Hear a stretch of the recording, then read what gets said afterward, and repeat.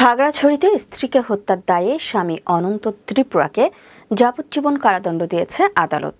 একই সাথে ৫০,০০০ টাকা জরিমানা এবং অনাদায়ে আরও ৩ মাস কারাদণ্ডের আদেশ দেওয়া হয়েছে। ১৩ মে সোমবার খাগড়াছড়ির সিনিয়র জেলা ও দায়রা জজ আবদুল্লাহ আল মামুনের আদালত এ রায় দেয়।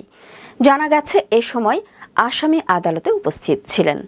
আদালত সূত্রে জানা যায়, ২০২০ সালের ১৮ এপ্রিল রামগড় উপজেলার রশিয়াপাড়া গ্রামে তুচ্ছ ঘটনাকে কেন্দ্র করে অনন্ত ত্রিপুরা তার স্ত্রী রন্দাবালা ত্রিপুরাকে কোদাল দিয়ে মাথায় আঘাত করে হত্যা করেন। পরে এ ঘটনা ধামাচাপা দিতে সেদিন রাতেই আসামি অনন্ত ত্রিপুরা ও তার স্বজনরা মিলে স্ত্রীর মরদেহ দাহ করে শেষকৃত্য সম্পন্ন করেন।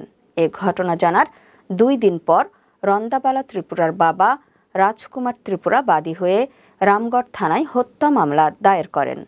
২০২১ সালের সেপ্টেম্বরে পুলিশ এ মামলার চার্জশিট দাখিল করে।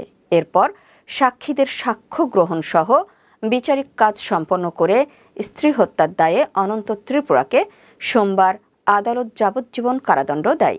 খাগড়াছড়ি জেলা ও দায়রা জজ আদালতের পিপি বিধান কানুনগো বলেন, খুনের ঘটনা ধামাচাপা দিতে মরদেহ পুড়িয়ে ফেলার ফলে পোস্টমর্টেম করা সম্ভব হয়নি, কিন্তু ঘটনার পারিপার্শ্বিকতা বিশ্লেষণ ও সাক্ষ্য প্রমাণ পর্যালোচনা করে রায় প্রদান করেন বিচারক। মামলার এভিডেন্স বিনষ্ট করে ফেললেও অপরাধী পার পায় না।